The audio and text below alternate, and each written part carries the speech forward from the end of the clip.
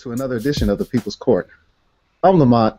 That's Chris, and this time around we're discuss some comments that Derrick Rose recently made after a Chicago Bulls game, and he's quoted as saying, and here's the quote right now for y'all to read. I'll read it for you. He says, "I know a lot of people get mad when they see me sit out or whatever, but I think a lot of people don't understand that when I sit out, it's not because of this year. I'm thinking about long term. I don't want to be in my meetings all sore or be at my son's graduation all sore just because of something that I did in the past." End quote. And Chris, you had some strong issues with what he said. It's not that I have an issue with what he said. It's just that his comments made me realize the point of his career that he's in and the fall from the MVP status that he's had as a result of his injuries. Because when you take those comments at face value, there's actually nothing really wrong with them. You know, when I first heard it, I didn't find anything particularly surprising or shocking about what he said. I mean, here's a guy who's coming off of two very bad knee injuries and has had to miss nearly 2 consecutive seasons as a result of those. So, I mean, he's just, for him to say, I'm thinking about this in the long term, I mean, there's nothing on the face value wrong with that. But then the more I thought about it, the more I analyzed these comments, Lamont, it made me realize that these aren't the comments of someone who loves basketball over everything else. Someone who just has to play the game. Someone who won't be kept off the court for any reason whatsoever. And I don't know at what point that switch was made in Derrick Rose's mind, but it happened, and I wouldn't doubt if it happened as a result of the injuries he's gone through. You can never really estimate just how much that those types of things affect the psyche of a player. But I know for myself, it's hard for me to sit out. Like if I tweak an ankle, just to play in a rec league game on a Sunday, if I tweak an ankle, I'm probably still going to play. That's because I just love competing, and I love the game. And it's, even in a game that's meaningless on a Sunday afternoon, it's going to be tough for me to sit out. But Rose has reached the point now with these injuries that he started thinking beyond basketball, and he's thinking into the future.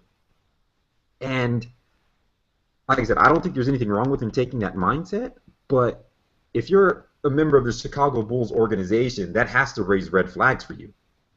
Because here is the person who is supposed to be your franchise player, who is a former MVP, who you expect to lead you to a championship. You formed a team around him that you think is championship caliber, yet here he comes out saying that I don't want to be in meetings all sore, or be at my son's graduation all sore because of something I did in the past. Derrick, that's 15, 18 years down the line. What about this season? The season that, the Bulls are paying you X amount of dollars to play. They formed a team around Derrick Rose that's really built to win now. They're not built for the long-term future, bringing in Pau Gasol, who's a veteran and 34 years old himself. I mean, this is a guy who's got a short window. And Derrick Rose is thinking about his son's graduation in the future. So, to me, this shows extremely poor leadership on Derrick Rose's part, and not the type of mentality you want that franchise player to have on your team. So, it should raise red flags for everybody in the Chicago Bulls organization that he's saying things like this. Obviously, right now, everything about Rose's health is going to be an issue, given his injury status. He had to sit out a couple of games because he had some soreness in his ankles, and I think what he's trying to do is, if he doesn't feel 100% healthy, then why not sit out a game or two? His team is good. His team is well constructed, is good enough to still win games with or without him. So if he has to miss a game or two in November to be ready in April, I think he's I think he's demonstrating pretty solid leadership there by realizing that by realizing he may end up hurting his team's ultimate goal of winning a title this season or next season if by playing when he's not fully healthy.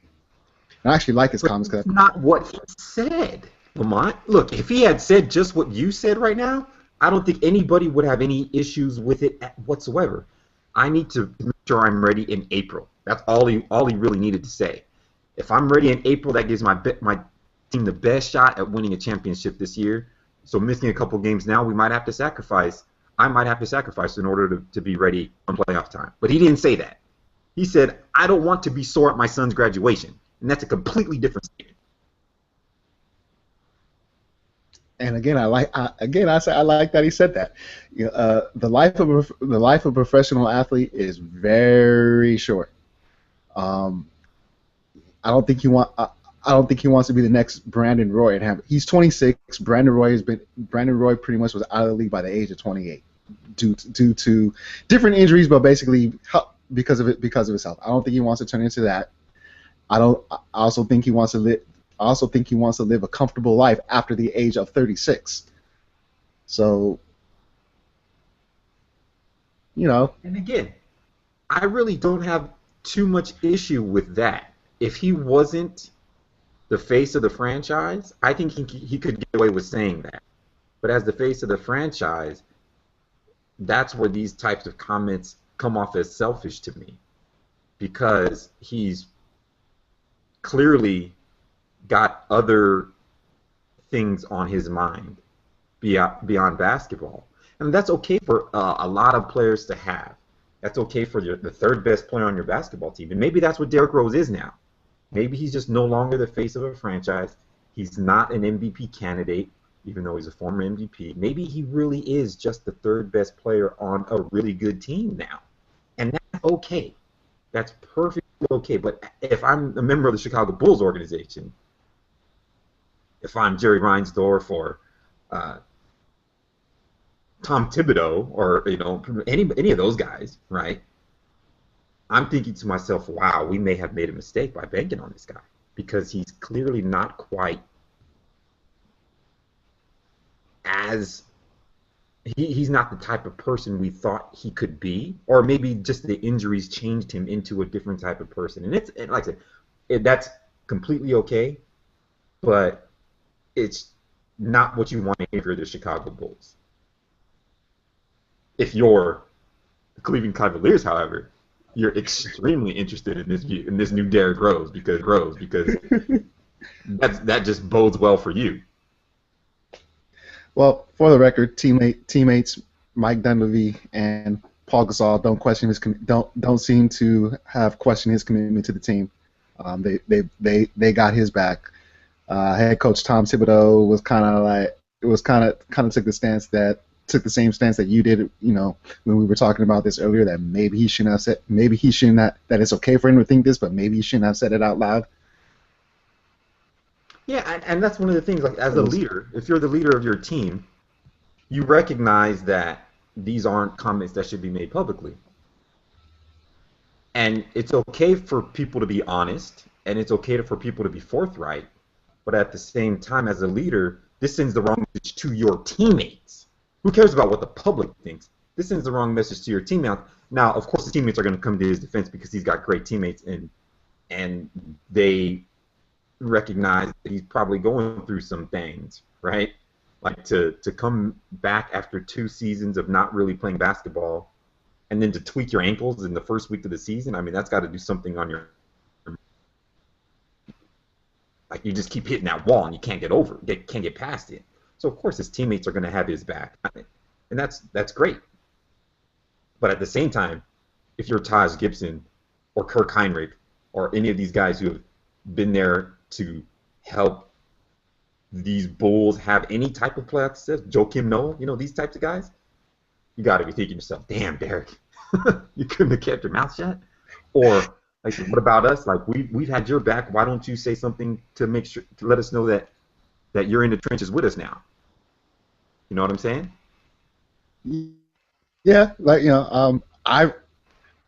I think you make valid points. I for one love it anytime an athlete comes out and gets asked a question and doesn't answer in cliches, and that's basically what he did, what Derrick did. Um, he knows he knows that the life of an athlete is short lived, and he's looking forward to the future. And I also think something that I found out reading about this quote, I also think what possibly influenced him is that his son is 2 years old, less than a year old, something like that, like a newborn. He has a newborn son. I didn't know he had before, so that could also possibly change his thinking. I will let us know what you think. Hit us up at People's Court on Twitter, at People's Court FM. Hit us up on the web, http:// that's the People's Court.fm. Let us know if you think that Derrick Rose showed some weakness with his latest comments, or you actually enjoy his forthrightness with the comments that he made.